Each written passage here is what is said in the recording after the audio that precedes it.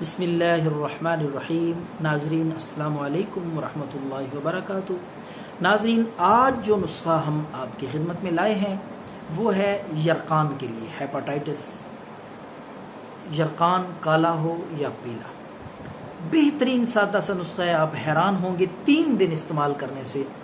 پہلے بھی اس سے میں یرقان کے لیے نسخے اپلوڈ کر چکا ہوں، لیکن یہ آج کا نسخہ جو آج ہی میرے پاس پہنچا ہے، میں فی سبیل اللہ یہ حکمت کا قیمتی راز اور بہترین نسخہ آپ کی خدمت میں ثواب کی نیت سے پیش کر رہا ہوں۔ کوئی مریض ہو آپ کا عزیز جاننے والا، یا اگر آپ کو یرقان کی تکلیف ہے تو یہ ضرور ایک دفعہ ٹرائی کریں۔ سادہ سی بے ضرر چیز ہے، قدرت کا انمول تحفہ ہے یہ۔ تو آپ نے لینا ہے انار کا رس، جگر کو اس طرح کر دے گا جس طرح بالکل نیا ہوتا ہے، 0 میٹر، بہترین اور نہ جو ہے یرقان کا مکمل خاتمہ، پرانے سے پرانا یرقان بھی انشاءاللہ 3-4 دن میں ختم ہو جائے گا۔ یہ ضرور ٹرائی کریں۔ انار کا رس یہ آپ نے 30 گرام لینا ہے، 30 گرام انار کا رس۔ کھیرا جو ہم سلاد میں گھروں میں اکثر استعمال کرتے ہیں، اس کے اندر جو گودا ہوتا ہے اس کا رس بھی آپ نے نکال لینا ہے، وہ 10 گرام۔ کھیرے کے گودے کا رس نکال لیں 10 گرام، اور اسی طرح تربوز کا جو گودا ہوتا ہے وہ سرخ، اس کا رس نکال لیں، وہ بھی 30 گرام۔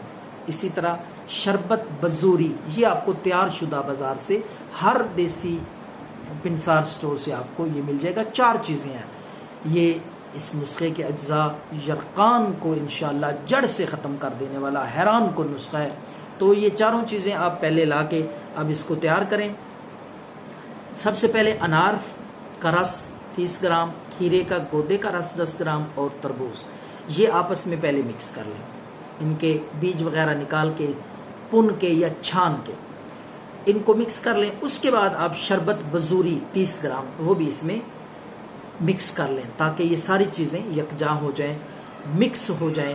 تو یہ 1 ہفتے تک آپ استعمال کریں، لگاتار 7 دن، صبح بھی شام کو بھی 2-2 چمچ۔ انشاءاللہ العزیز آپ دیکھیں گے یرقان کا ٹیسٹ آپ کرائیں، اللہ کے فضل سے یرقان نہیں رہے گا۔ دعاؤں میں یاد رکھیں۔ اللہ